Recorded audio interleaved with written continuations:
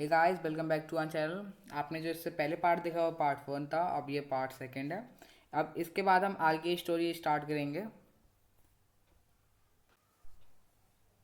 इसमें ये बताया गया है कि जो कारी है, एक दिन क्या होता है, कारी को कोई बनाना खिला देता है, तो जो कारी होता है उसको बनाने बहुत अच्छे लगने लगते हैं। यहाँ पे लिखा है कारी become found of ripe bananas. यहाँ से स्टार्ट करते हैं। हमने लास्ट टाइम इतना कर दिया था। Kari was like a baby. He had to be trained to be good, and if you did not tell him when he was naughty, he was up to more mischief than ever. तो ये बता रहे हैं कि जो कारी है वो एक बच्चे की तरह है। आप बच्चे को आप जितना सिखा दोगे वो उतना अच्छा करेगा। और जब जो कारी है वो अपनी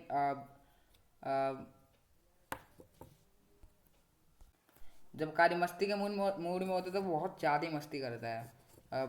सबसे ज़्यादा ही उस टाइम पे जो काम करना चाहिए वो नहीं करता है, उसके अलावा मस्ती करता रहता है। He was up to more mischief than ever. For instance, one day somebody gave him bananas to eat. Very soon he developed a great love for dry bananas. We used to keep large plates of fruit on a table near a window in the dining room. One day all the bananas on that table disappeared, and my family blamed the servant for eating all the fruit in the house. A few days later, the fruit disappeared again. This time the blame was put on me, and I knew I had not done it. It made me very angry with my parents and the servant, for I was sure they had taken all the fruits. The next time the fruit disappeared, I found a banana all smashed up in Kari's pavilion. This surprised me very much, for I had never seen fruit there, and as you know, as always, left on twigs. Next day, when while I was sitting in the dining room, wondered whether I should take some fruits from the table. Without my parents' permission, a long, big thing, very much like a snake, suddenly come through the window and disappear all with the bananas. तो अब यहाँ से देखते हैं। एक दिन क्या होता है, कोई इंसान, कोई जो होता है वो कारी को बनानास, राइप बनानास होते हैं, पके हुए बनानास को दे देता है। तो उसके बाद से कारी को पके हुए बनानास बहुत अच्छे लगने लगे, राइप बनानास बहुत अच्छे लगने लगे।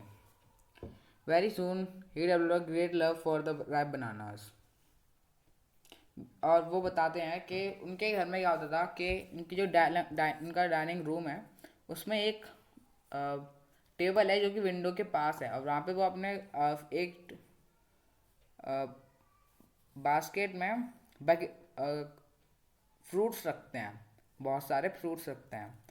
तो वही बता रहे हैं कि एक दिन क्या होता है, सारे फ्रूट्स चले जाते हैं, और जो ब्लेम होता है वो ब्लेम जाता है सर्वेंट्स पर, नौकरों पर ब्लेम जाता है कि तुमने सारे फ्रूट्स ले लिए और घर ले गए या तुमने यहीं पे खा लिया।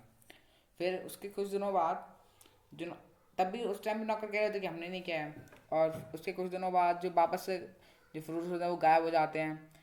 फिर जो उनकी पूरी फैमिली होती है, पेरेंट्स और सर्वेंट्स होते हैं, वो सब जो राइटर हैं और जो लड़का है जो कारी का ओनर है उस पर ब्लेम डाल देते हैं कि तुमने सारे फ्रूट्स खा लिए और सब खत्म कर दिए। मगर उन्हें पता था कि काम मैंने नहीं किया है, और उन्हें बहुत गुस्सा आ गया था कि ये जो मैंने नहीं किया तो मुझ पर क्यों ब्लेम डाला गया। और उन्हें अपने पेरेंट्स से और सर्वेंट से भी बहुत गुस्सा हो गए थे।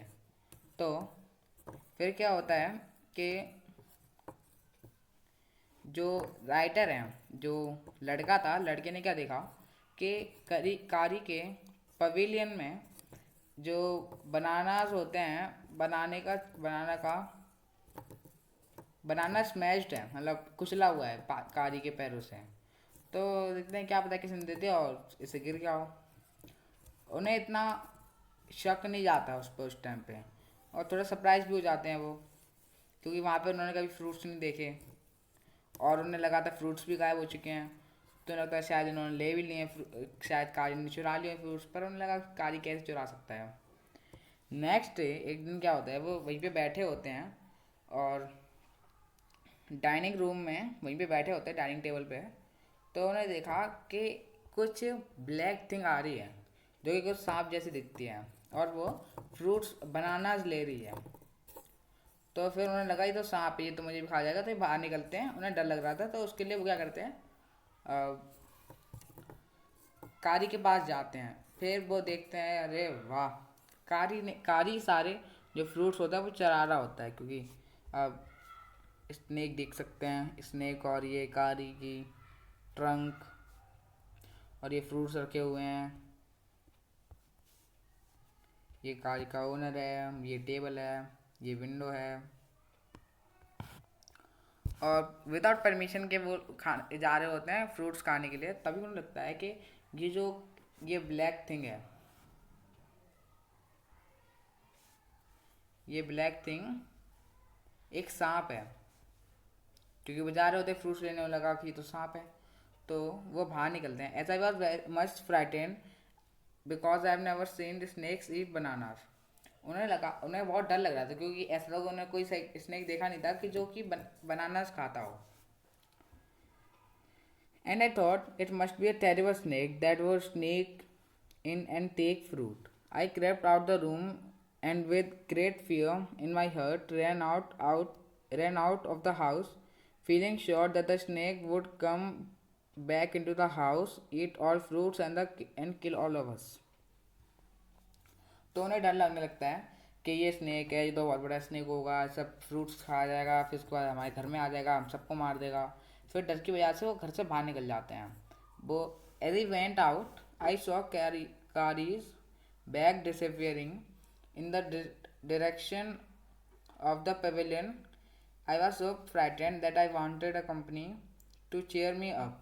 I ran up into the I ran up him into the pavilion and I found him there eating bananas. I stood still in astonishment. The bananas were lying strewn all around him.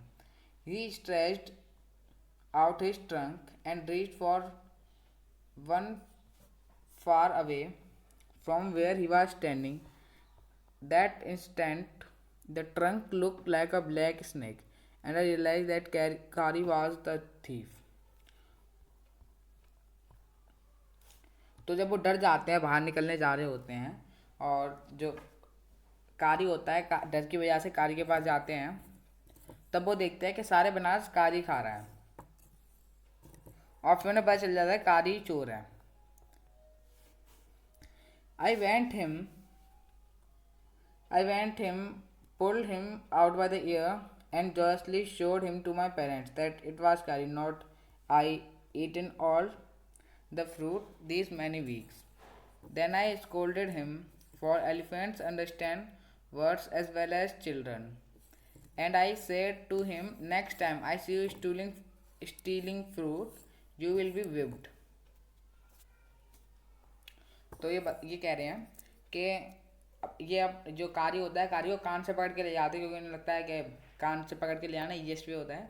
तो कान से पकड़ के ले जा रहे होते हैं, अपने पेरेंट्स के पास जाते हैं, दिखाते हैं कि यही चोर है, यही सारे फ्रूट्स खा रहा है इसने इतने वीक से। और फिर ये कहते हैं कि अगर तुमने अगली बार खाया, next time I see you stealing fruits you will be whipped. अगली बार तुमने अगर फ्रूट चुराया तो तुम्हारी पिटाई कर देंगे हम। तो ये कह रहे होते हैं। He knew that we were all angry with him. उसे पता होता है कि हम सब लोग उससे गुस्सा हैं। तो जैसे छोटा बच्चा होता है, उसी तरह एक एलिफेंट भी होता है। हम अगर छोटे बच्चे को सिखाते हैं तो उसी तरह से हम एलिफेंट को भी कुछ भी सिखा सकते हैं।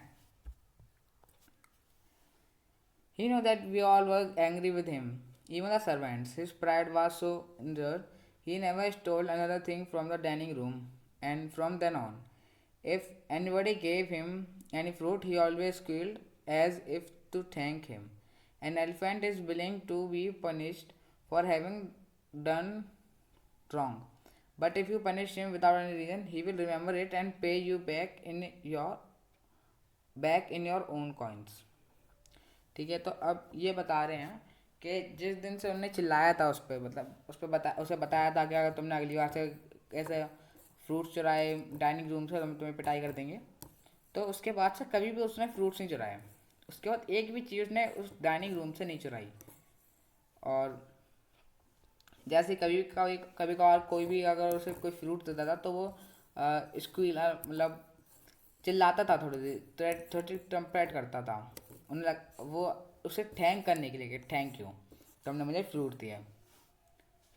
और अगर हम किसी एलिफेंट को बिना पनिशमेंट के लिए पनिश करेंगे तो वो सही है। मगर हम बिना पनिशमेंट के, बिना कोई पनिशमेंट, बिना किसी गलती के हम उसको पनिश करते हैं तो वो इस बात को याद रखेगा और अपनी भाषा में, अपने कॉइन्स, अपने हिसाब से आपको जो पनिशमेंट है वो वापस पे कर देगा, वापस दिखा देगा आपको कि तुमने मुझे पनिशमेंट दी थी, अब तुम मेरी punishment low.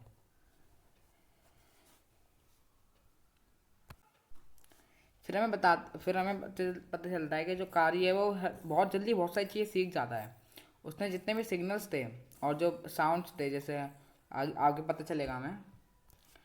An elephant must be taught when to sit down, when to walk, when to go fast, and when to go slow. You teach him these things as you teach a child. If you say that and pull him by the ear, he will gradually sit down. Similarly, if you say Mali and pull his trunk forward, he will gradually learn that it is a signal to walk. Ka- Kari learned Mali after 3 lessons, but it took him 3 weeks to learn Dhat.